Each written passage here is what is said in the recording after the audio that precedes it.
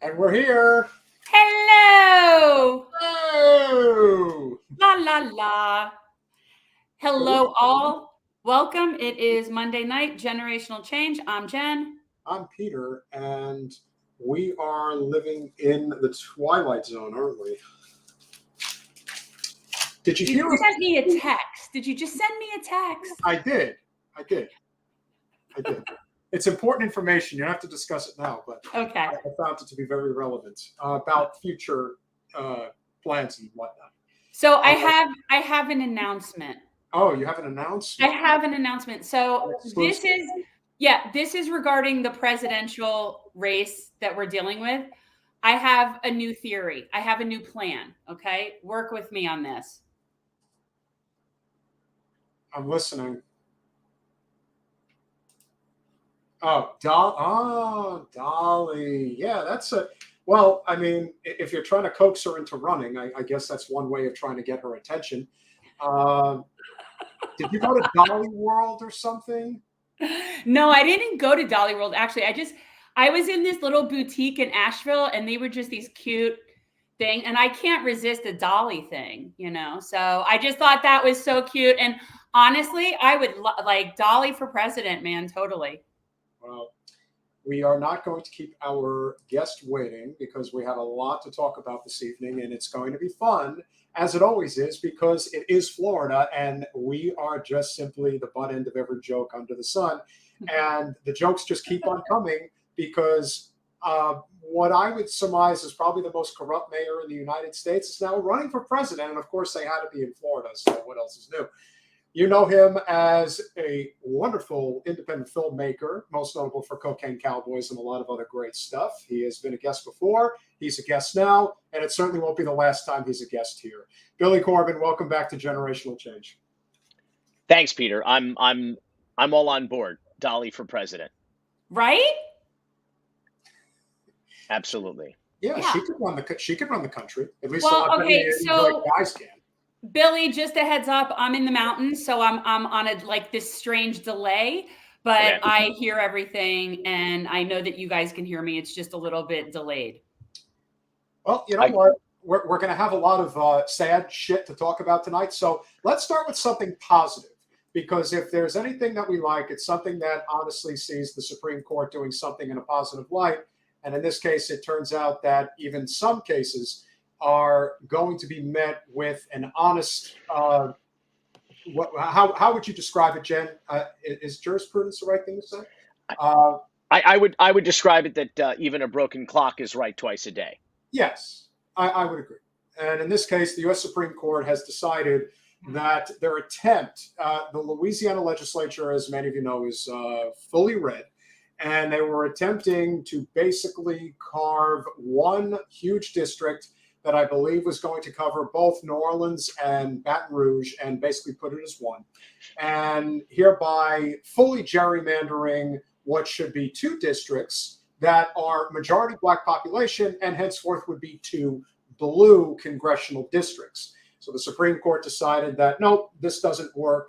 But the one thing I can say that we have seen from this Supreme Court, the Heritage Foundation Supreme Court, as I like to call it, they have been pushing back against the absolutely asinine levels of gerrymandering. They didn't do it here in Florida, but they've been doing it in other states, and Louisiana is certainly no exception. And this obviously was a good bit of news.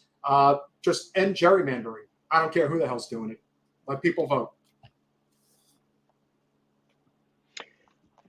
I should probably add that the city of Miami last year passed a redistricting map because there's one district out of 5. City of Miami has, I believe, in the country, the smallest amount of representation, the fewest commissioners for a city of this size, which is now over about 450,000 people. There's only 5 district commissioners, and only one of those districts, District 2, which makes up mostly the coast, Coconut Grove, downtown Miami, Brickell, Edgewater, a lot of the places you hear about nationally, all along the coast, some of the most valuable real estate, the most valuable real estate in the city of Miami, some of the most valuable in the state of Florida. That is the sole donor district in the entire city. So basically, over 70% of the revenue comes from this one district too. And then it gets spread around. It's almost like socialism to these other Republican welfare queens who are like Joe Carollo and Alex Diaz-Laportilla and Manolo Reyes. And what happened here is that because that district is also the fastest growing, they need to gerrymander. They need to redistrict in order to try to get equal amounts of population into each of the 5 districts by really digging into that district too. So long story even longer, last year they had this very open series of conversations at public meetings where they talked about how they were deliberately racial gerrymandering. They didn't use the term racial, they didn't use the term gerrymandering, but I swear to you, they said, what we need a black seat, we need an Anglo seat, and we need 3 Cuban seats. That's the way it should be. They said it exactly like that. And so that's racial gerrymandering. And so the ACLU, thankfully, came into town and just got a federal judge to overturn the redistricting maps, because one of the things they did was they divided up the West Grove, which is Miami's oldest neighborhood. It actually predates the incorporation of the city. It's called Little Bahamas. It's made up of mostly Bahamian and blacks, African Americans who literally built the city of Miami. And Francis Suarez, Mayor Ponzi Postalita, as we call him, one of the few powers that he has by charter, because he's mostly a ceremonial mayor. He spends 75-80% of his time as mayor handing out, keys to the city and proclamations to TikTok influencers. But one of his few powers, or 2 powers, I should say, is he has the power of the veto, which he rarely exercises. And he's an attorney, so he knew an unconstitutional, I assume, as an attorney. I mean, every class has a bottom, has someone who graduates with C's and D's, I presume. But I would hope that he would know that this was unconstitutional. He did not veto it. And despite the fact that he was begged by the vast majority of his constituents to do it. And that the reason is that because the city of Miami is not a local government. It is a racketeering enterprise that is masquerading as a municipality. And he is not an enabler. He is a complicit figure who profits from, and I agree with Peter, that Francis Suarez, dollar for dollar, is the most corrupt mayor in the history of Miami, which I grant is quite an achievement.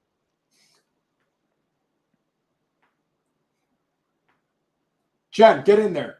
The truth is that I have not been a 305 person in forever, but, I always grew up feeling like everything down there was pretty filthy and corrupt. And it was very much like when I was growing up, it felt like it was Banana Republic down there. And the only difference is now there's just so much more money and wealth that's come in. But at the end of the day, it's still the same. So nothing has changed. Like, I feel like nothing has changed. Bigger. It's just bigger. You're not wrong about that, because remember, Francis Suarez is a 2nd generation mayor. Yeah. He's a man who says he learned everything he knows from his father. Let's talk about his father for a moment, who does have the historic distinction of being the first Cuban American mayor in the history of the city of Miami. He was also dubbed by the local press as Mayor Loco. This is back in the late 80s and into the 90s. And he was known to run around at night in his bathrobe, knocking on the doors of constituents who wrote unflattering letters to the editor at the Miami Herald. He also sued the Miami Herald because they called him crazy and unstable and a loon and a kook, because that's exactly how he was acting. And he failed, incidentally. That was a lawsuit against Carl Hiaasen, the famous columnist, among others, for defamation. It did not work. Also, Francis Suarez's father, Xavier Suarez, was actually removed from office after the 1997 mayoral election, which is known as one of, if not the most corrupt local elections in the history of the United States of America. And I will tell you, a lot of the stories and mythology that the Republicans exploit today about election fraud, a lot of that stems from the 97 Miami mayoral election. Some of it did happen, and it happened, the Republicans did it. In fact, dead people voted. There was absentee ballot fraud in this Miami mayoral election. And in 1998, Xavier Suarez ran against Joe Carollo. Joe Carollo sued over this fraud, and a judge, get this, a judge just determined that there was such rampant fraud in this election that the only remedy he could think of was not to have another election, because that would send a wrong message that if you were losing, just do some fraud and then you'll get a second bite at the apple. What the judge actually did was he removed the winner from the election, Xavier Suarez, and installed the loser of the election, Joe Carollo, as the unelected mayor of the city of Miami, which is kind of wild. But there was so much corruption, the judge felt he had no other choice. And in fact, Francis Suarez, at about age 19, had to testify under oath, and I believe perjured himself, because there was a stack of absentee ballots that were improperly signed off on and witnessed by someone who did not witness, and that person was F. Suarez. And Francis Suarez testified, who worked quite actively on his father's campaign. Oh, no, that wasn't me. And there's no other F. Suarez on the campaign. There was, in fact, his uncle. But then he signed some documents in court, and it looked like the signature kind of matched what was on those absentee ballots. Flash forward to 2013, Francis Suarez is serving as a city commissioner in Miami, and he decides to run for mayor for the first time. And what should happen? But two of his campaign aides, including his own cousin, get arrested and charged with absentee ballot fraud. So you have Steve Suarez and another campaign worker from Francis Suarez's campaign getting busted for similar fuckery that his father was removed from office for back in 1998. So you're right, Jen. It all is just a little bit of history repeating, but only in a post-Trump world would someone as unqualified, incompetent, and corrupt as Francis Suarez have the shamelessness or the delusion to run for president. Magatov to Francis Suarez. What are the odds that he's actually really, really thinking about running for president versus using this as some sort of stepping stool, name recognition, statewide raise, any other kind of thing, and trying to take advantage of DeSantis sort of falling off to the right? Yeah, follow the money. Absolutely. I mean, this is like everything else that Francis Suarez does. This is a con. We call him Ponzi Postalita because he is a con man. Nearly everything he says is a lie, and everything he does is to exploit his public position for private profit of not only himself, but of his cronies, his benefactors, his family. And so absolutely, this is not a legitimate effort to run for president. Right. This is a scheme. First, it's ego and money. Right? Let's start there. This is a man who is currently under FBI investigation for bribery.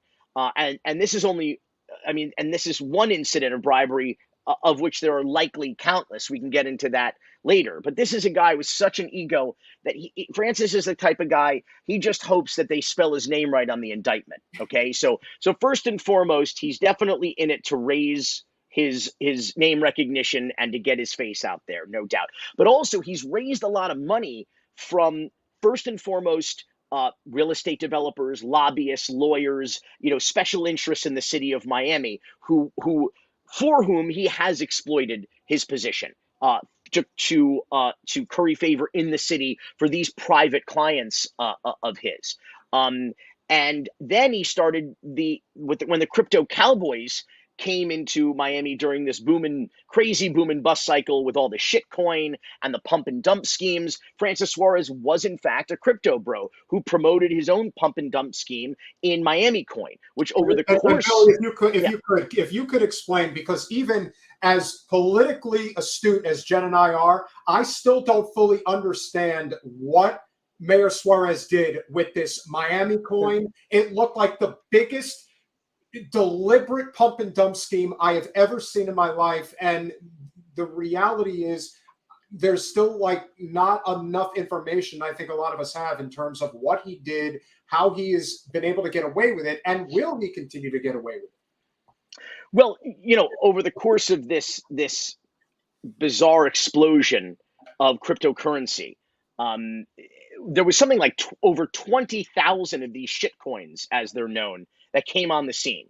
These are not products that had any sort of utility. They were not currencies in any meaningful way. They were simply unregistered securities, purely speculative, or to be used for illicit transactions. Those are basically the only thing you could. And honestly, most of those coins, though, you couldn't use for illicit transactions. People were doing that with Bitcoin and Ethereum, the more popular cryptocurrencies. But this was just one of many. And what City Coins came up with was a scheme of, we're going to brand and mine coins that take the names of various cities: New York coin, Austin coin, Chicago coin, Miami coin. And so what we're going to do is we're going to basically exploit those brands, the city brand, and we're going to give a little donation to the city on top of that. And what that was an effort to do was to try to enlist mayors, of which they really only got one. Eric Adams came close, but not quite.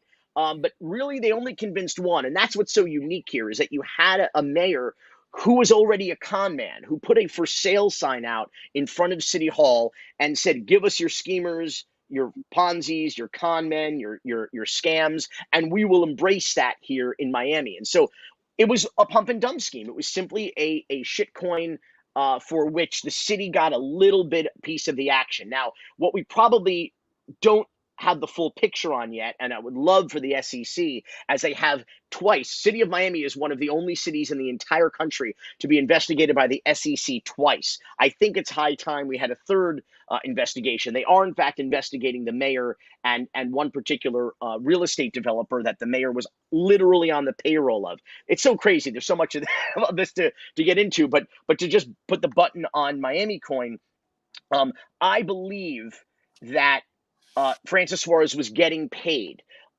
directly. And when I say that, it's because Francis Suarez is allowed, as are the city commissioners, to have outside employment. He is considered a ceremonial mayor, a part-time mayor, despite the fact that he receives a compensation package worth over $130,000 a year, plus perks, plus courtside seats to the Heat, plus VIP to F1, etc., plus over $1 million to take police officers off the street as his private Tauntaun Macoute, his own security service, despite the fact that the police department says that there are no known threats against him. Despite all this, he's a part-time mayor and he's allowed outside employment. He works for a law firm with a very active Bitcoin and blockchain, crypto practice. He works as a lobbyist for real estate developers. He works at a fund that works in the real estate world. Everything in Florida, as you know, is usually a real estate hustle. If you can't figure out what's going on, look at the real estate angle if you can. But the point is that Francis Suarez claims that his client list is privileged. It's secret. We have no idea who his clients are. I've never heard of an attorney. Mostly you go to a law firm or an attorney's webpage and they proudly list their clients. They use that as a marketing tool. Here, he keeps them a secret because every time we learn about one, there's some insane, possibly criminal conflict of interest. And so that's why when you're wondering what the hell happened here with this Miami coin, it's probably, the shortest distance between 2 points is a straight line. Miami coin, city coin stacks. One of the people behind this product was most likely a private client of Francis or his law firm, and he privately profited from this scheme. And, you got to really wonder. We saw a lot of things that Governor DeSantis has been doing And obviously, he took it to a 12 after it became clear that he was going to run for president. We saw the pay-to-play options that he's been running, the gamut with. We saw what happened down in Key West with the docking situation. But honestly, the type of just out in the open, brazen corruption that this mayor displays on the regular is absolutely incredible. Now, I'm not going to compare in any way, what Ken Russell did, but it was pretty obvious to me that when he was sitting on the city council and decided, well, now I'm going to run for the U.S. Senate for the state of Florida, I'm looking at that thinking, okay, something's clearly going on here. He's clearly got some ace up his sleeve. He's going to try some move. And sure enough, he ends up running for Congress. And, Elvira Salazar is going to have that seat as long as she wants it. Point being is that he was schemish, if you will, in terms of what he's doing. That is going to look like child's play compared to whatever the hell Suarez is up to, which, again, I don't know. Do you have any thoughts as to what this might ultimately lead to? We know he's not going to poll. If he polls 1%, that's going to be amazing. He's going to poll in the negative numbers like Chris Christie, as far as I'm concerned. But there's got to be a reason he's doing this. Is he trying to build some type of financial coffer to potentially, I don't know, challenge Rick Scott in the GOP primary? I don't know, but I'm curious what you think it might be about. Yeah, I mean, well, Jen got it. He's raising his profile. If by some outside chance there is a second Trump administration, I think he's hoping to maybe be, the kind of Mayor Pete, if you will, of that operation. The difference being is that Francis Suarez is not only no Rhodes Scholar, but he didn't even graduate at the top of his class from Florida International University.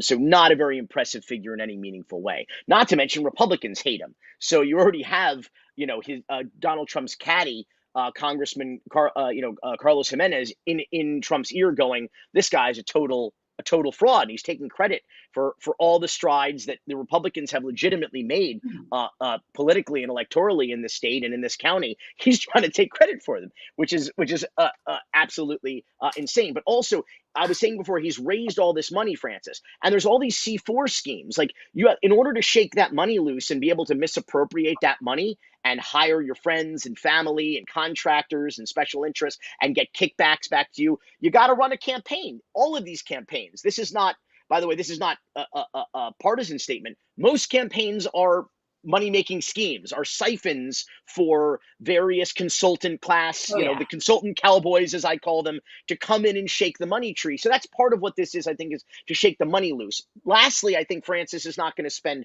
too much of that money, however, or misappropriate or steal too much of that money, because I think he's going to come back to Miami, where, incidentally, if he's so popular here, why did he announce his presidential campaign 3,000 miles away in California? We can get to that in a bit. I'm putting a lot of stuff on the back burner to get to later, but to finally kind of wrap it up, is he's obviously, to Peter's point, looking to run for something else. The next available major executive position would be the Miami-Dade County mayor, which is, I think, inaccurately, but known as the second most powerful position in the state of Florida. It is a $10 billion annual budget. It is a strong mayor, an executive mayor position. You're running a company with essentially something like 40,000 plus employees. It's an impressive gig. So it's possible he may do that. It's also extremely likely that he will run for governor at some point in the near future when DeSantis turns out. Well, it'll be fun to watch Trump have his way with him. It'll be like watching a cat toy with a mouse. I hope Only if he gets even makes it on his radar, but he'll come up with some good stuff for him. He's a really terrible person. He tries to come to my golf club all the time. I have my fingers crossed that he'll get that 1%, that he'll make it to the debate stage. By the way, part of the strategy here, you noticed several weeks ago, Kellyanne Conway already started catering to and playing to Francis Suarez's ego, saying, "Oh, he's very impressive. He's on my short list for VP." Bullshit. But what is probably the truth is that if Francis Suarez can make the debate stage, they can sick Francis onto DeSantis. Remember the way that Chris Christie really destroyed Marco Rubio in 2016. So basically, Francis Suarez will be the Trump lapdog in that debate if he happens to make it. Yeah.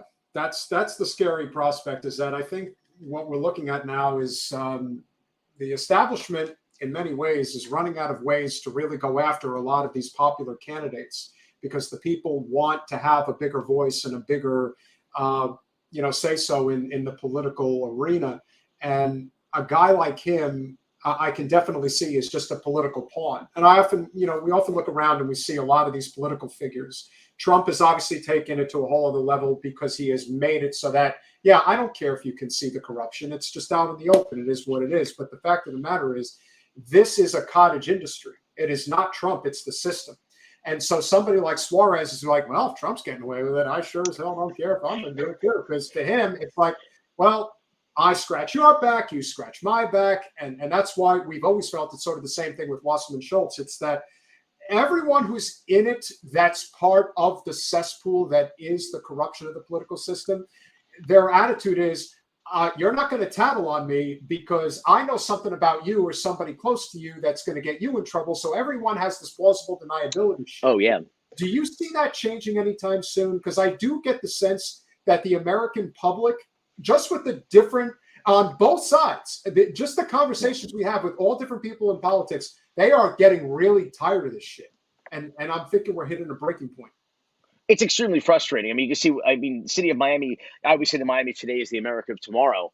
Sorry about that. But, it's happening here. Like, we're reaching a real inflection point in the city of Miami, where we just had a city commissioner who a federal civil jury found that he violated the First Amendment rights of private business owners here, and out of political retaliation, because they supported his election opponent back in 2017, he weaponized the entire city, the city manager, the city attorney, the police department, the fire department, code enforcement, everyone, to concentrate on these business owners and these property owners, to fine their properties and to put them out of business, really depriving them of their private property rights, like a tin pot dictator, like what Fidel Castro did in Cuba. That judgment was $63.5 million. Okay. And so the people of Miami are paid attention when you see a judgment like that, and are fed up because they know that this commissioner didn't act alone. The jury found that he weaponized the city, and these people were, as I said before, not simply complicit.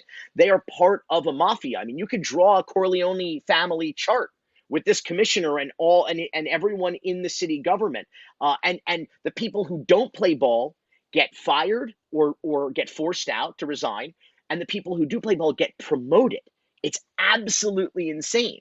And so it's transparent. The only thing transparent in Miami is the corruption. I think you're right. That has been exported on a national level now. And the question is, how do we roll that back?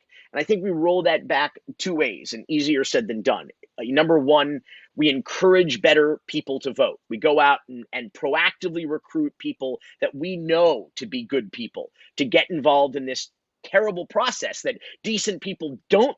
You don't want to roll around, with these pigs, because you're going to get some mud on you. So we have to encourage better people to run. Then we have to support those people and fucking vote for them. So the moral of the story is vote better. But in order to vote better, we have to have candidates to vote for. And too often than not, these competitions, as we know, or these elections, are a battle of the best of the worst, and we have to hold our noses and go and bubble in, the circle next to the least offensive person. So we all have to be proactive about that. That's the thing too. We can't be on the sidelines. And that's a real problem with the Democratic Party in the state of Florida, who don't have a broken brand. They have a dead brand. The brand is dead. And Florida's famous for our fair weather fans. When your team is losing, nobody's showing up to your games. And that's what's happening. There's plenty of Democrats in the state of Florida. They're just not showing up to vote because they're disillusioned and they're unhappy with the candidates that are running and the way and the messaging of the party,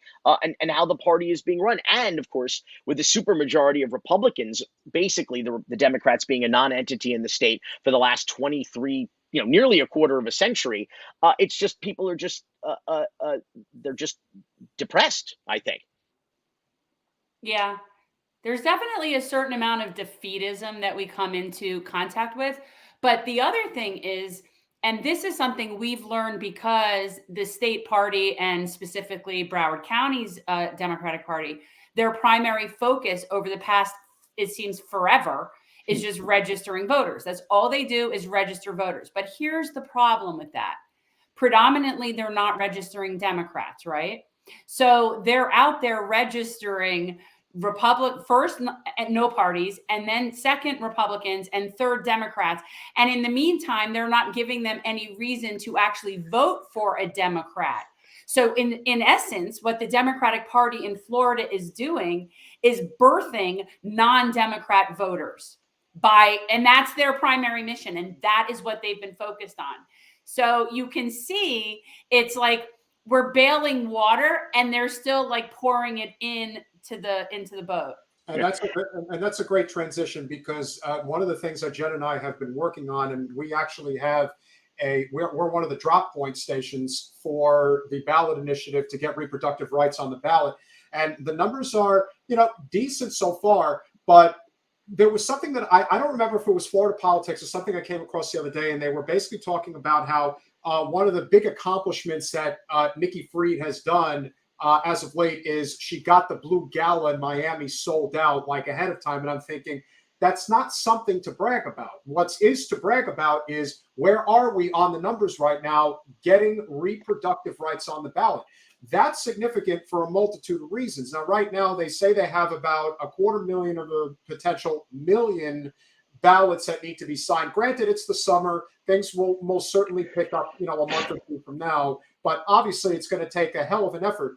If they are able to get reproductive rights on the ballot in 24, that is at least going to it's not going to win you the state, like it's not going to beat Rick Scott, but could it potentially pick off a number of state house races that absolutely should have flipped last time and will flip this time, with better candidates running on an issue that is going to get people's asses to the polls? Yeah, I think that would matter, but it's like we get our priorities straight. I think there's two things there. I think first, unfortunately, we're going to see a lot of people, God willing, if she's listening, that item gets on the ballot. I don't think it's going to be enough, as you said, to really win the day for Democrats. But I think you're going to see a lot of people who go in and vote for that state constitutional amendment to guarantee abortion rights in the state, and then vote for Republicans who would deny them those have the proof's in the pudding. A 6-week abortion ban is not a 6-week abortion ban. It is an abortion ban. Okay, full stop. Okay, in a state in which, in March, the University of North Florida released a poll that found 77% of respondents opposed the state's 6-week abortion ban that they passed anyway, and Ron DeSantis signed into law. That should be a non-starter, by the way, for his presidential campaign. It should be Ron DeSantis banned abortion in Florida. Full stop. End of story. That's 77% of respondents, by the way. 77% of Floridians don't agree on a goddamn thing, okay? But 62% of those were, I should say 62% of Republicans were included in that, who did not support a 6-week abortion ban. So I think the Republicans, when it comes to the abortion issue, the Republicans are the dog that caught the car. Now what? They've exploited this wedge issue for so long to win elections with demagoguery and Christofascism and all sorts of absolute fear-mongering and lunacy.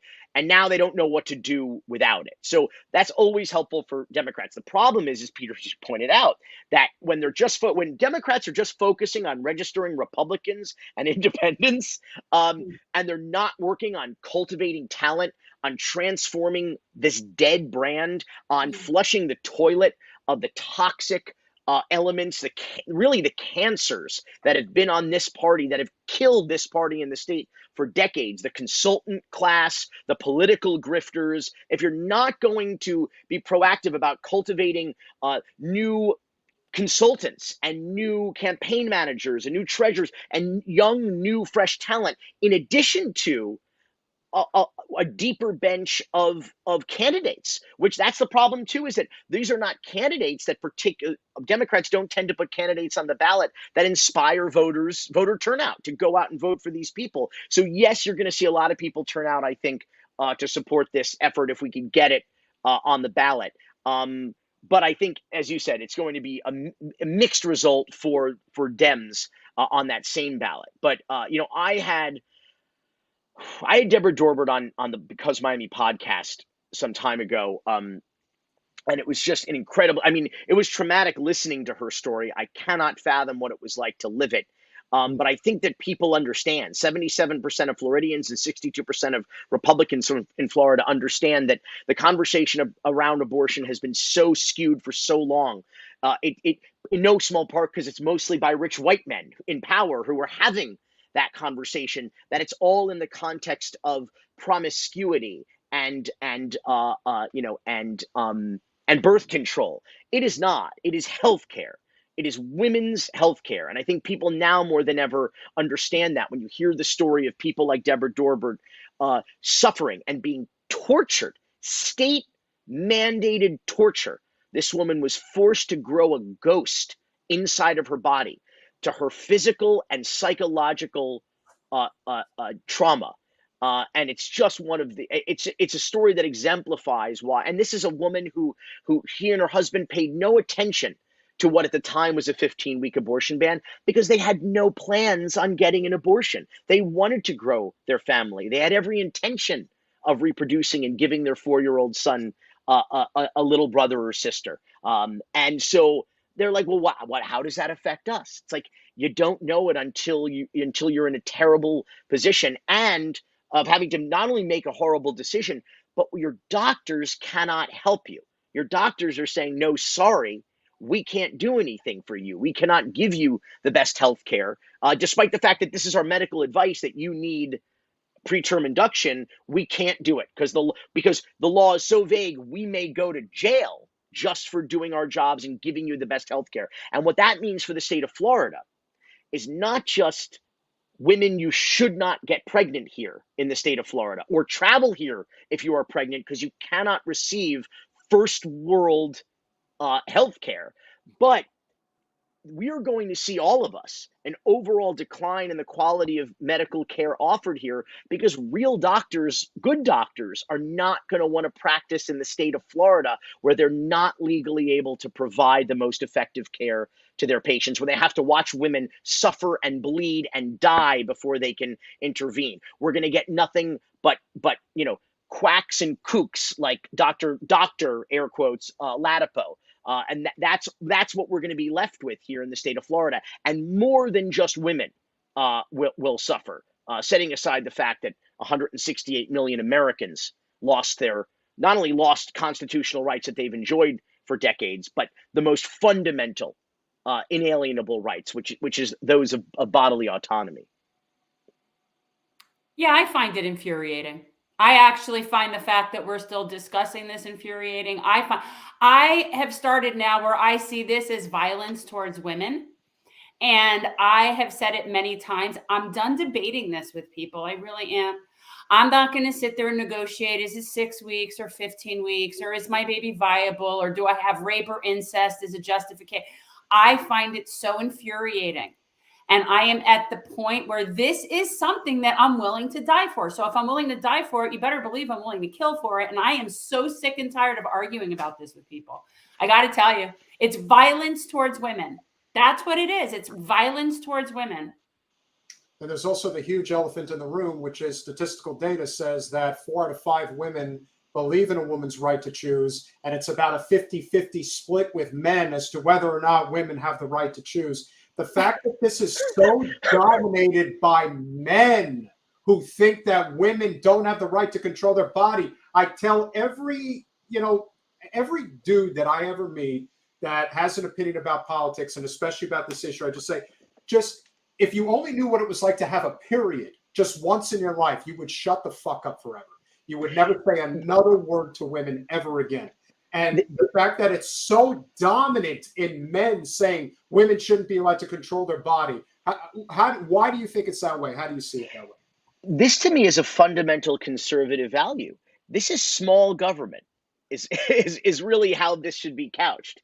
This is the government. It should not be in a doctor's office with you and your medical professional. Should not be in a room with you and your spouse or your family making healthcare decisions like this. These are the death panels that the Republicans accused would be the result of Obamacare, which never happened. And remember, the one thing we've learned from the Trump era is when it comes to Republicans, every accusation is a confession. So every time the Democrats are doing, that's exactly what the Republicans are doing or attempting to do, and that's exactly what this is. But let's be real. Not only is this a small government issue and a matter of individual liberties, the most fundamental liberties, but abortion is also protected by your constitutional rights for religious freedom. There are Jews who believe as a part of their religion Yeah. that there is nothing more sacred than the life of the woman. Of the mother. And well, she may not be a mother. She may never be a mother. I'm remiss Right. to call. I'm remiss to. It is a woman. It is a patient. They may be pregnant, but they're not a mother yet. And part of the consideration there is they will never be a mother in some cases, because in the case of Deborah Dorbert, their unborn child has Potter syndrome. They don't have kidneys. They don't have developing lungs, and worse, there's no amniotic fluid as a result. And this baby is that will never barely grow to term is pressing against Deborah's rib cage, giving her a constant state of pain, possibly deforming the child as it develops. And then the psychological torture of having to talk to your 4-year-old child about this, about having to go out. You know what happens when a pregnant woman goes out in the world? Oh, congratulations, what a blessing, when are you due? So she either has to internalize that or explain over and over again what it is that she and her family are suffering through. And then finally, at 37 weeks, the doctors told her, they told her months earlier, that this child will live for minutes or hours. And baby Milo was his name, and he lived for 99 minutes as Deborah and her family sang to him, read him books, listened to him gasp desperately for his first breath without kidneys or formed lungs, and heard him 99 minutes later take his last breath. That is torture. Torture. And not only tortured Deborah, but tortured baby Milo. Yeah. And so this idea that there's some sort of pro-life, this is not what this is. This is the control of women, the control of women's bodies, and it is grossly unconstitutional. Billy, I'll take it a step further, and you two are native Floridians, and of course, this to me is just Terry Schiavo all over again. This is just another example of what has always been the dark force within the GOP, and it has been for the better part of 1 or 2 generations. And that, of course, is the evangelical right, and the amount of say that they have in the party. The fact that Mike Pence was a heartbeat away from being the president of the United States should tell you all you need to know. And the fact remains that they do not believe in the separation of church and state. And they try to come up with these contrived ways of saying, well, that's not really what the Constitution says. No, it is what the Constitution says. It means that you cannot infringe on somebody else's beliefs. If somebody believes in bodily autonomy, full stop, you do not have the constitutional right to take that away from them. But unfortunately, in their mind, they really believe that they are like doing God's work. Well, guess what? Your God isn't my God, so I don't really give a shit. And it's like the fundamental foundation of American democracy in all of its true form. It's like, as long as what I'm doing is not affecting you personally, stay the hell out of my business. And for whatever reason, they seem to skirt that line all too often. And I've been saying, Jen and I have been saying, that the real reason why DeSantis has gone forward with this, whether he truly believes it or not, and he is Catholic, at the end of the day, he's eyeing that Iowa caucus with all those evangelical voters and thinking, this is my one shot to nail Trump. If I can win the Iowa caucus, I can develop some form of momentum that might allow me to compete for the nomination. And if I get those evangelicals to vote for me, then, then it's on. And it's all political maneuvering, which is what makes it even more disgusting. But we covered this in our recent documentary, God Forbid, the sex scandal that brought down a dynasty. How does DeSantis expect to go head to head with Trump, who is the man that gave them the 3 Supremes that overturned Roe v. Wade. So I don't think that he can trump Trump in terms of bona fides against women's rights and the right to choose. So I think you're right that that's his calculation. He seems to all of but abandon any hope in New Hampshire at this point. Yeah, I don't know. I mean, I guess that could get him a solid distant second in Iowa. At this rate, he might be a solid distant third in New Hampshire. You know, at this rate, RFK is polling better than half in their party over like half of their own people. So, you know, it's like I'm thinking that might be the smart switch for him. Yeah.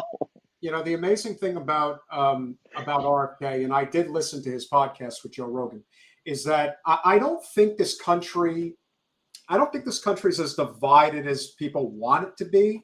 I just think that we have come to a point where the politics as usual is dead to an overwhelming majority of people. And there's a lot of flaws that people are willing to overlook with certain not even politicians, because that's not what they're supposed to be. It's supposed to be public servants. And I've always maintained that the reason why so many people overlook Trump's flaws is because they are so completely disenchanted with the system that they are just willing to take whatever the hell comes with Trump, because to them, they see him as not being the system. It's the same thing with RFK.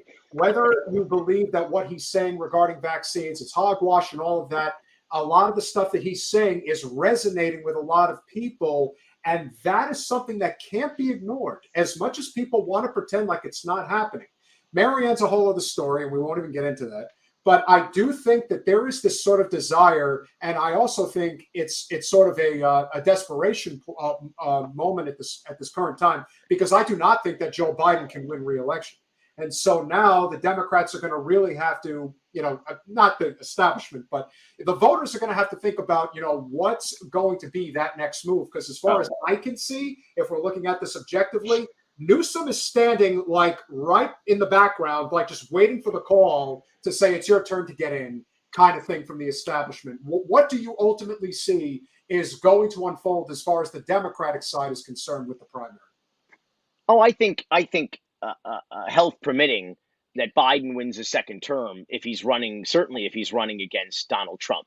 I think the same forces that galvanized Democrats and independents to the ballot box in 2020 will return again. I see Joe Biden as the lemon sorbet course of American history. You know, we were eating shit for 4 years, and everybody was like, "Yeah, enough of that. Let's cleanse the palate. You know, let's have some stability. Let's make politics boring again. Let's make America boring. Like, we don't want to live our lives like they do in authoritarian regimes of hanging on every single erratic word of dear leader and every fiat by tweet, and we're all just sitting around waiting for something crazy to happen. We wanted to not have to pay attention to the president and to politics every single day. But interestingly, I think the Democrats, again, every accusation is confession. The Republicans are always saying, "Oh, the Democrats, it's the left wing, it's the extremists of the party that have taken over." Bullshit. Look at who holds the gavel in the House of Representatives. The Republican-controlled United States House of Representatives when Kevin McCarthy can't make it. Marjorie Taylor Greene. I mean, who's extremists and who's are running have hijacked which party exactly? And people who represent such a tiny minority, like you said, Peter, like there's major issues in which we're not that far apart on, abortion being one of them. But the tiny minority of people who are against these fundamental rights have control of the United States Supreme Court, have control of one house, you know, of the two houses of Congress, have control, a supermajority in the state of Florida. And went totally against, and regularly go totally against the will of the people. You pointed out the referendum on cruise ships in Key West, with a stroke of a pen, undid a democratic, free and fair election. Andrew Warren, the Hillsborough state attorney, with absolutely no criminal charges or accusations of inappropriate behavior or unethical misconduct, made that go. Scott Israel, who I didn't think much of, but he was a duly elected sheriff from Broward County who Oh, yeah. has not been accused or charged, I should say, with any crimes. He's been I accused of a was just litany. going to bring him up. It's so Yeah. funny you said that. I was sitting here and I was just thinking, because we've talked about that before, that authoritarian bend. And it was very upsetting at the time. And of course, it was led by like this firing squad of angry, wealthy white suburbanites who were just angry because, oh my God, gun violence hit our suburban, nice area. And we need somebody to pay for that. And they basically put it out there, and Ron DeSantis like, yeah, I'll axe him. And nobody stopped to think, this was an elected person that was just dismissed without any due process whatsoever. Beat him at the ballot box. If you hate him so much, beat him at the ballot box. And I'm no fan of Scott Israel. I would regularly tweet what I believe to be the misconduct, malfeasance, and corruption of his tenure in Broward County. But he was elected.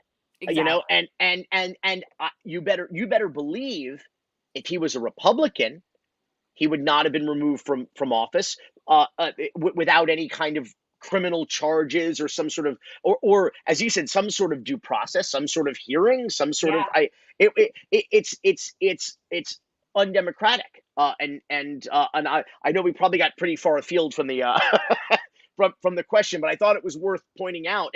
And we have this character Joe Carollo, who in a federal this commissioner down in Miami, in a federal civil court, he was found to have violated the Constitution of the United States of America, which incidentally violates his oath of office. It violates the contract he signs when he registers to run or files to run for office. And so despite the fact that he has not been yet criminally charged, there is an investigation ongoing. This $63.5 million federal civil fine for violating the Constitution of the United States should be sufficient for the governor to remove him. But despite the fact that we have local races in Florida are nonpartisan, Joe Carollo is a registered Republican. And so he has not been removed from office when we have these other Democratic office holders who we pointed out have been removed for much less. Well, to be fair, though, Governor DeSantis has decided he's finally going to start playing the bipartisanship card. And so for the apparently handful of GOP state senators that didn't endorse him and endorsed Trump instead for president, he's been cutting off their funding from Tallahassee. Yeah. He really is. He's really got a Mussolini streak in that son of a bitch. And of course, Jen and I had pointed this out. This was probably like right around election time. I didn't realize that this guy is like 5'7". And at the time, I'm thinking, all right, so yeah, he's definitely got a little bit, he's got the Napoleon complex going on where it's, you're always skeptical of those leaders that wield their power like there's no, there is no pushback, there's no regulation, just get away with whatever the hell he wants.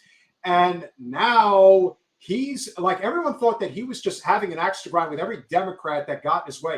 Now he's doing it with the Republicans that get in his way. He's like, oh, hell, I'll get it. I'll knock anybody off that does not bow to the leader. Yeah. Couldn't happen to a nicer group. Yeah. The bigger issue with him, it's like, I'm looking at him and it's like, yeah, but you condone torture. You're somebody that actually, with your little legal hat and legal reasoning on, went over to Guantanamo Bay and instead of doing something, sort of like just sat there and condoned it, and now kind of just talk about it like it's, some sort of like the good old days. I don't know. It's very disturbing. Well, this is a monster that this Republican legislature has created because they abdicated their responsibility to be a check and balance on him, and they, and you reap what you sow. At this point, I'm sure they'd love for him to get the nomination, if only to get him the hell out of the state of Florida. But they built him; they can have him. But you know what, though? Sometimes the pride is greatest before the fall, and very often we saw him as. Up until the 6-week abortion ban, I still maintained he was going to be the next president. I really believe that. But the second he passed that abortion, because it's an abortion ban, 100%. Absolutely. That is when you saw the entire Florida delegation, especially at the congressional level. That's what almost immediately they went over and endorsed Trump. And I'm like, that's not a coincidence. They knew that this was a bridge too far, and he completely, blew his shot, if you will. And now he does almost look like a spiraling tornado. There is no question that if you get in his warpath, and he's got a lot of money backing him up, so he's not just going to disappear, but it is going to be interesting to see how it ultimately concludes, especially since he was able to get away with another ridiculous unconstitutional rule where he can remain governor and run for president at the same time. But, DeSantis. because DeSantis. Listen, this is, this woke bullshit, this performative politics is not a victimless crime. It's the same thing we've experienced here with Francis Suarez in the city of Miami. Performative politics is not a victimless crime. In the best case scenario there, your constituents are entirely neglected while you pursue your personal vendettas and vanity projects. Worst case scenario, you have people like Ron DeSantis and Francis Suarez who essentially punish their own constituents in order to further their own personal and political ends, which is horrifying when you realize we have not had a governor in the state of Florida for at least 2 years. Right? At least 2 years, the governor has been running for president, meaning everything he did was to that end, to that goal. None of it was to help anybody in the state of Florida. The guy goes to San Francisco and wants to talk about what the streets look like in San Francisco. What do things look like in Sanibel? What do things look like in Sanibel, in Fort Myers Beach still? Okay, 9 months after Hurricane Ian, when you have hundreds of thousands of people who have yet to hear from the insurance company or have been denied by the insurance company, who don't have roofs on their houses or their businesses. Like, what are we talking? Like, go back to work, sweetie. Okay, what are you doing 3,000 miles away? All right, Florida needs help. Florida needs leadership. We have every 21st century problem here in Florida, and we have 20th or 19th century leadership. These guys are back in the case of some of these laws, the dark ages. We've gone back to the dark ages when you hear the torture that women like Deborah Dorbert have suffered at the hands of these Florida white rich male Florida lawmakers. But we need 21st century leadership here. We have all of those problems here. We have an unaffordable state. An unaffordable housing market. We have unaffordable insurance if you can get insurance. Okay, you want to talk about growth and everybody say, oh, follow the private sector. Francis Suarez said. I said, okay, I will. We've had the 15th insurance company in 18 months. Stop writing new policies in the state of Florida. I'm not going to follow a realtor who runs around in a rented McLaren. They're not thinking about the future. I'll follow the private sector that hires actuaries, okay? And those people say that that Florida is not long for this world, and that means the end of the Florida housing market. That's just one example. We have serious problems here. We are the most tolled per mile, the most tolled state in the union. We got hidden taxes everywhere, whether it's insurance, whether it's some of the worst medical care, the lowest paid teachers. We've got every single problem. And this guy's off doing what?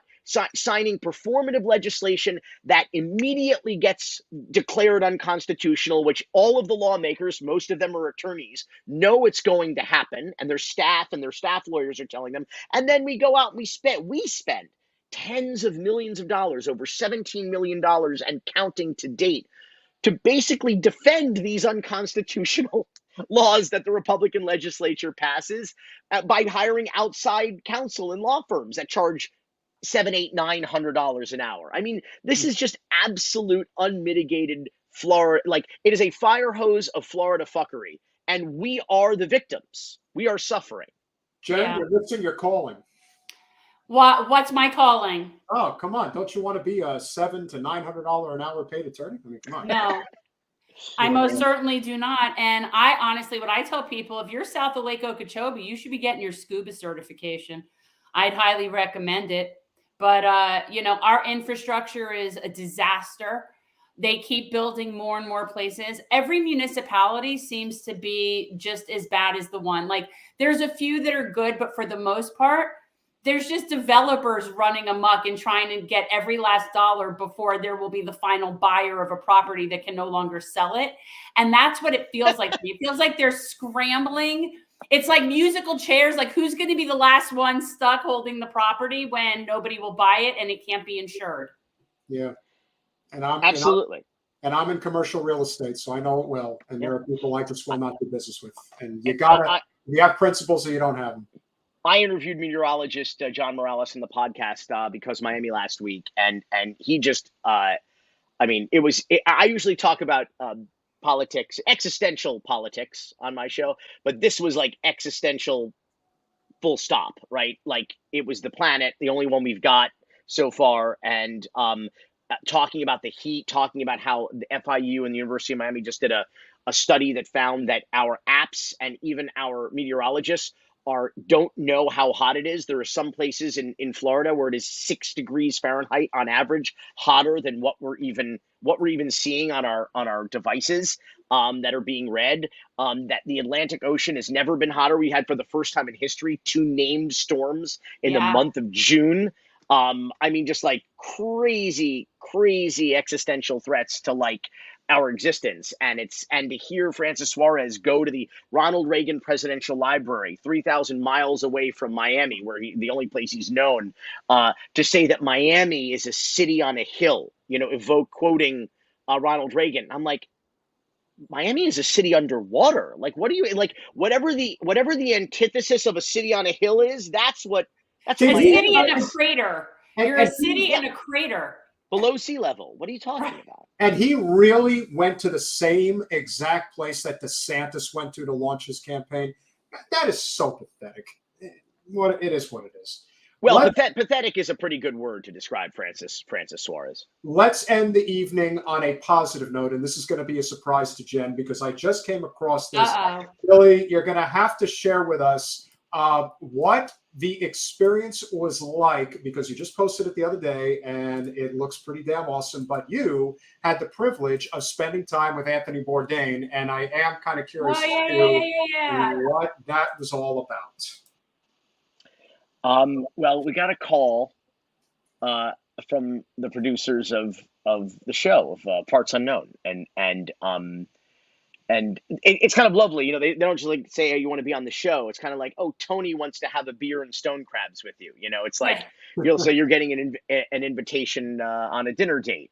And so here's the thing: I don't drink beer. I don't have a refined palate, so I never learned to drink like wine or beer. I drink I'll drink booze. Same. But but we were going to Captain Jim's, a wonderful seafood restaurant in North Miami. A joint. It's a seafood joint. It's almost a dive, but it's an outstanding place. It's been there for decades. It's got a great seafood market too there. And so of course I drank beer that night. You can see it on the table there, and we just had an absolute wonderful conversation. And it was on camera, of course, and then they were done shooting, and then we just sat there, and we didn't really do much eating on camera because we were talking, and we ate for a few shots, but then we just sat there for like the next 45 minutes or an hour with Tony, just talking. No cameras. The crew went off and ate, and someone, production manager, someone with the show, on the way out the door as they were loading up after dinner, said something that they probably tell all the guests, but they said it's very rare that he does that. They said usually he, like, when we're done shooting, he kind of bows out and says goodnight, and they said it's very rare that he hangs out and eats and drinks and talks like that. Again, I figured they just told that to everybody to flatter us, but I did find it very, very flattering, and I was very honored then, and I'm even more honored now when you realize, I thought there was going to be a great many more decades of people who are going to have the opportunity to have that experience with Tony, and unfortunately we lost him. Yeah. That's one of those things that's really cool for you to ever be able to say, yeah, I had a meal with Anthony Bourdain. Like, that's just really friggin' cool. Yeah, like I have a friend who got to see Queen live in concert, and I kind of feel Wow. the same way about that. Like, I only know one person. I have one friend that I met that has seen Queen live, and I think of this as sort of like that. Like, it's just one of those really cool things that not a lot of people Well, have gotten to do. not to belittle your friend's experience, Queen performed in stadiums, and Yes, there was that is true. there's only That is there's true. only so much room at a dinner table. But I will tell you, they often say, the famous adage goes, don't meet your heroes, because they'll break your heart. But Tony Bourdain was like everything you would want him to be and expect him to be, Yeah. and more. And he was the guy on TV. There was not a persona. Obviously, he had some pain that we didn't necessarily know all Sure. about, but he was just that guy. And you're always afraid, like, you meet people who are on TV and they're going to be like, awful awful people, are very different from their TV personas. But what you saw on that show is what you get with him, and I think that's very comforting too, because then we get to watch the reruns and watch the episodes and watch Yeah. and watch the work and go like, that was him. They really did. And it's a miracle with, when you call it reality TV or these follow doc series. There's so often so much manipulation and editing and everything, and but that was him. He wrote his narration, and he sat there and did the interviews, had the conversations, and that was it. I mean, that was just, it captured him. So we now have that gift of all of those real conversations that came straight from his heart and straight from his straight from his mouth, and he shared that gift, continues to share that gift with all of us. Yeah. Was there anything that he said that really, I mean, you don't have to rehash all the conversation anyway, but was there anything that he said that really stuck with you that you'll always remember going forward? I'm not going to tell. I Fair enough. actually made a decision that I wasn't gonna. I don't know why. I don't I know. get that. You shouldn't say anything. Yeah, it felt like when the camera stopped rolling, it felt like, when you're, I'm a journalist. When someone says off the record, it's off the record, and Yeah. I respect that, and that was, what it was. And it's not like there was anything so intimate or anything so secret, but like, it was just, it was me and Alfred Spellman, my producing partner, and Tony Bourdain talking.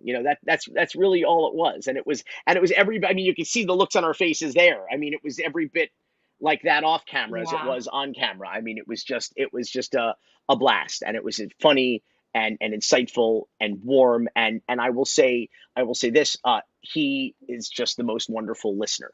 That's the thing too. He had questions for us that he wanted to know the answer to. Like, he was genuinely intellectually curious, Yeah. wanted to know about our work, wanted to know about Miami, felt like, there was a little bit of a Rosetta Stone here, which I think Miami is, and not a lot of people can translate it and make sense of it. And so we had that conversation, and it was unforgettable. And I'm very grateful for it.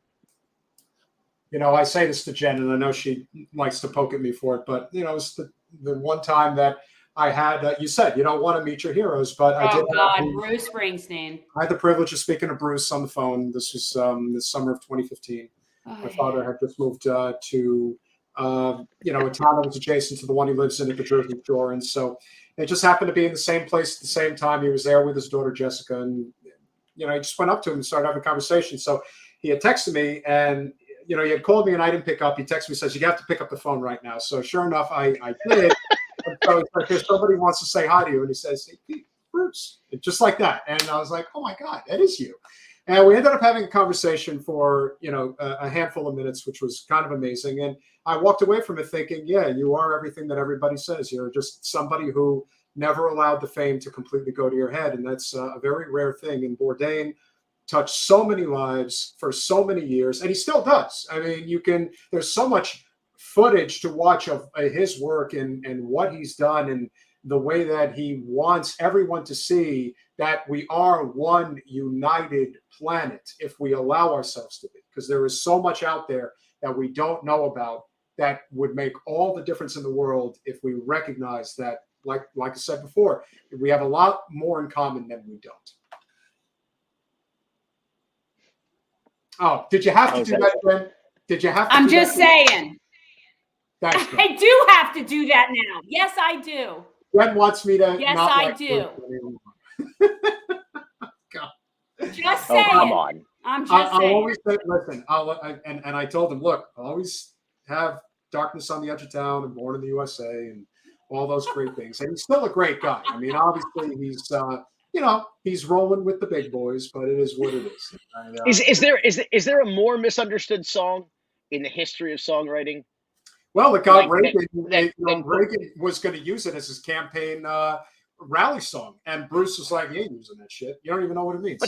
Yeah, it's a protest song. It's against America's involvement in the Vietnam War. I'm I feel like people understand the lyrics to Informer by Snow better than they understand the lyrics to Born in the USA. Well, there was a great article. One of the perfect article of the whole disconnected Washington establishment. When he was doing, Jen had the privilege of going to see him at the Orange Bowl during the I was going to say, I saw Born in the USA at the Orange Bowl, and it was a really good show. So, yeah, I will say it was quite good. The first show that he did when he came back from the European tour was at RFK Stadium in D.C. And George Will ended up writing an article called A Yankee Doodle Springsteen, and the whole article is just this complete misunderstanding of what the song was. He thought that Bruce was like, Reaganomics to the max, baby. And I'm thinking, no, you really got this thing completely wrong. And so that's the great thing about great music, when you think you know what you're listening to, but you really don't, especially on the first time you hear it. And I'll leave you on this George Will opinion column from May 20th of 22. From the Miami mayor's office to the White House, why not? I mean, can we just this guy doesn't know what the hell he's talking about. Okay, can we all agree on that? Can we end on that note? And yet he is still and always will be invited to all the most wonderful parties in all of the political establishment. So there you go. Billy, let people know what you're working on, how they can get involved. Listen, I would love to see Jen get on Patrick Bet-David's podcast. If you haven't been trying to get on there, you would make an excellent rebuttal guest to be on with him. I think that you guys could definitely slug it out good. And I know you can take some punches. So I think that'd be a great conversation to have if you haven't planned it as of yet. Thank you. My agent, Peter, here. Thank you. My booking guy over here. Thank you. You can find me at Billy Corben, BILLYCORBEN, not the lead singer of Smashing Pumpkins. I am on Twitter for as long as that's still a thing, and Instagram. And you can find our work at cocainecowboys.com. You are a blast. Thanks so much for coming on, Billy. Thank you for doing what you do. Let's figure out how we can potentially, rub elbows going forward to get this reproductive rights petition on the ballot next year. Wait, one question. Are you the same year as Sean Cutler? Sean Cutler? From New World School? I was the class of 1996. Oh, never mind. Never mind. So. Sorry. No. Sorry. I'm old. I'm sorry. Do I look older or younger than I? No, I thought, no. I just at some point remember, I thought we had talked about having some sort of crossover just from New World. So I wasn't sure if we had ever mentioned what year. I didn't know, but I had a few friends that graduated from there. So just curious. Absolutely. And I knew a lot of folks in 95, in 97. So I had some friends in 94. And a little bit, because we were all, we weren't just divided by grade. It was such a small school, 450 students, that we also were divided by our disciplines, theater and music and art. And so we all kind of mixed with a lot of the older and the younger and the younger students as well. So, but I don't think I was in Sean Cutler's class. No. Thanks for coming on, Billy. Thank you for having me. Always a pleasure, my friend. Have a great evening. Thanks. Good night. Take care. A great guest as always, and always a great conversation. Oh, yeah. We're not going to agree on Joe, and that's okay. So there's our one real disagreement of the night. Jen and I do not believe Joe Biden is going to be reelected. I'm not even sure Joe Biden is going to be the nominee. And there are many reasons to believe that. Well, yeah, I don't know that he'll make it, but I don't see what it doesn't really matter, to be honest with you. I agree. It's not looking too hot. And like you said, when you talk about the Democratic Party being dead in the state of Florida, it really is dead in many ways at the national level. And that's because they're just not willing to recognize that there needs to be an evolution within the party. And even the information that I'd sent you earlier today, it's amazing when you recognize that these young kids, and I'm not even going to pull up any information because we're not going to do a whole segment on this because this is going to be sort of like a short night tonight.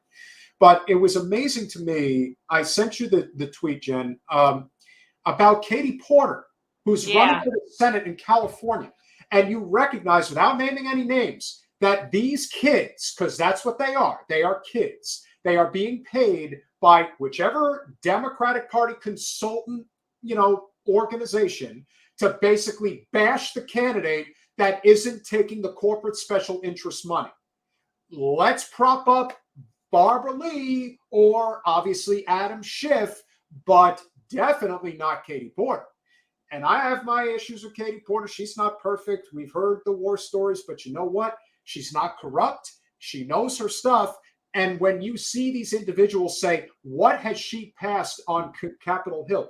What do you want her to pass? You want her to pass a bill that is chock full of corrupt bullshit? Or do you want her to be noted as the one person who is actually telling the truth, full stop, about what these mega corporations are doing? But no, the more important thing is how many shit bills has she actually passed on the Hill? Because Lord knows if she ever tried to get a bill passed, it was never going to pass anyway. It just speaks volumes as to, to what level of depravity one is going to go to try to cut down somebody who is trying to work on behalf of the people, which is clearly what Katie Porter was trying to do. But as we know, the Democratic Party, when you get right down to it, when it comes to not the social wedge issues, but when it comes to the actual economic infrastructural issues of our day, they're no different than the GOP. They find their way to supporting the same issue that they want to get through, no matter who has to play, the role of the rotating villain. It's all the same bullshit. Yeah. I have nothing to add to this. I feel like we have to stop rehashing the same stupid shit. Yeah, no, I just hope enough of the people are going to get tired of seeing it. And I do think that a lot of people are getting tired of seeing it. That's why the dog days of summer, as they say, there really isn't a lot, that you can really talk about. Did you want to go over we could call it a night. Did you want to go over the conversation between Sean Fitzgerald and Emma Vigeland from Tim Pool's podcast regarding criminal justice reform? And yeah, I mean, I would just assume, I don't even ever want to talk about other content creators. So that's never anything I want to talk about. Sure. I didn't watch it. I don't care. So it's like, if you have something you want to cover about that, but I don't care. No, I think, look, there are points that Emma made that I thought were correct. There were points that Sean made that I thought were correct. But unfortunately, there's this polarization, and it's happening in these, independent media spaces where everyone has an opinion. They think that they're right, and the other side's always wrong. There is and the bigger problem is the whole all or nothing. There's no context. Right. There's no nuance. You can't agree with somebody on one thing and disagree on something else. Somebody's all wrong or they're all right. And this is, I think, why we really can't get anywhere as a movement, as what I would say tends to be the left. I hate to, use left, right, but we can't get anywhere. And it is this sort of all or nothing mentality. Well, you're not going to see a response basically saying, well, I really disagree with Sean on this, but he did make a good point about this, that no, it's all, did you see how bad did you see this? That? No, that's when you know that it's all about playing for clicks. It's not about actually caring about the cause. And as you know, on our channel, we care about the cause. So if you believe in the cause as we do, please go to patreon.com/generational change for as little as $5 a month. You can become a wonderful supporter of our channel. You know that we could certainly use more. The Lulu sticker is the intro gift that you get. If you become a $10 patron, we still have the last Mansion Parliamentarian bumper sticker. We're still holding out hope that the No Labels Party is going to coax him into running. This is I don't know. I'm with Dolly now. Dolly's a great candidate to support, and you will probably write Dolly in for president. So let me explain to you, and I'm not kidding. Let me tell you this in all seriousness. I think more people would vote for Dolly than any of these morons. Yeah, I would agree. And for the $25 a month patron, you get the Generational Change jersey. And you know it's silky smooth, baseball style. I love it. We'll always wear it. Sign up. We appreciate any and all help that you can provide. But of course, if you don't want to get your information stuck on the grid, what you can always do is go over to Cash App. And $Gen Change will get the job done. Any and all contributions that are made are certainly appreciated. We can never say enough about our amazing supporter, Double K, who chipped in a substantially generous amount. Very appreciated. It's very appreciated. Closing thoughts, Jen, before we depart.